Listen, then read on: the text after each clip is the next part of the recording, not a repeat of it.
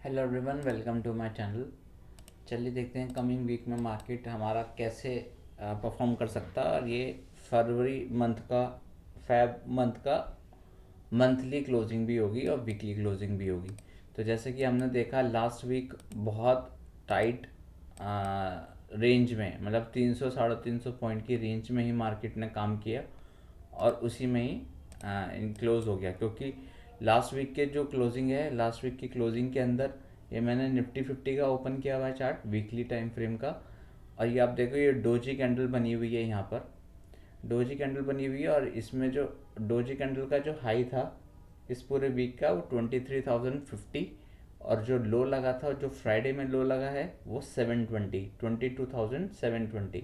तो अगर मैं डिफरेंस देखूं तो मैक्स टू मैक्स 350 पॉइंट्स के अराउंड ये हमारा डिफरेंस है, जो पूरा इस पूरे वीक में मार्केट ने परफॉर्म किया है। अब ये कमिंग वीक में जो मार्केट कैसे बिहेव कर सकती है, एग्जैक्ट 330 पॉइंट्स का हमारा डिफरेंस आ रहा है। अब ये जो कैंडल है हमारी वीकली कैंडल, अब इसके नीचे 22,700 के नीचे मार्केट अगर मूव करता है तो शार्प मूव हमारे पास 22,500, 22,300 और 22,000 तक के लेवल्स हमें इसी वीक में हमें देखने को मिल सकते हैं।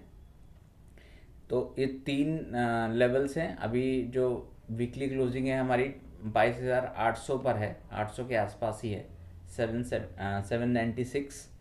तो इसको मैं अगर राउंड ऑफ मानूँ तो 22,800 के आसपास ही मार्केट ने क्लोज किया है।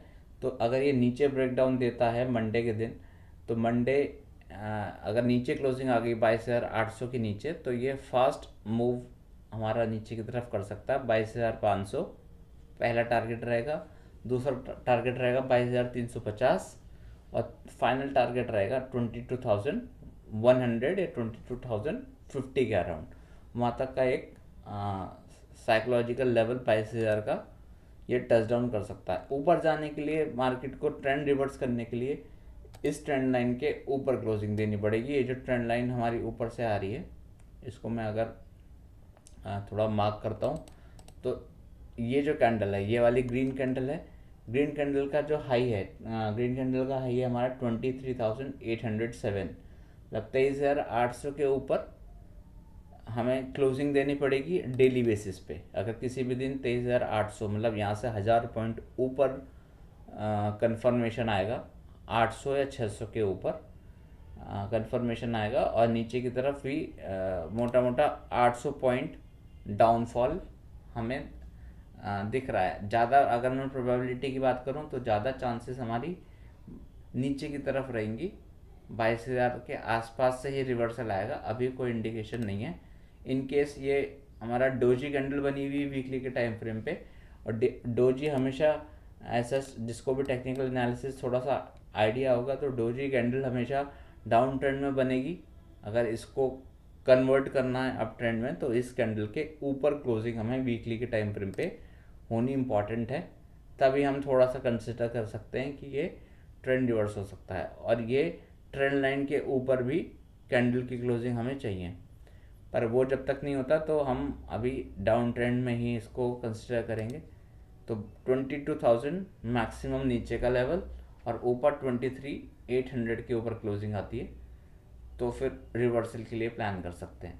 अगर हम सेम बैंक निफ्टी की बात करें तो बैंक निफ्टी के अंदर भी आप देखो, ये भी डोजी कैंडल हमारी बनी है, सेम सिनेरियो रहेगा। डोजी का अगर लो ब्रेक होता है, नीचे सस्टेन होता है, तो ये 47,500 के अराउंड एक बार आ सकता है।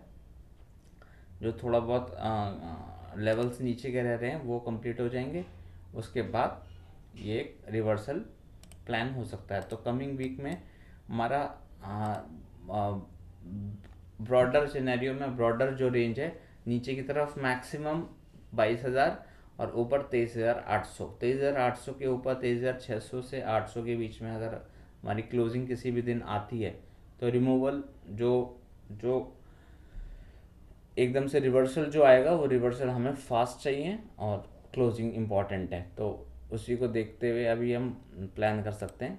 तो ये तो रही वीकली एनालिसिस निफ्टी और बैंक निफ्टी की। अगर आपको ये वीडियो पसंद आई तो इसको लाइक कीजिए, शेयर कीजिए, सब्सक्राइब कीजिए इस चैनल को। तो थैंक यू गाइस, मिलते हैं हम डेली एनालिसिस में मंडे के दिन।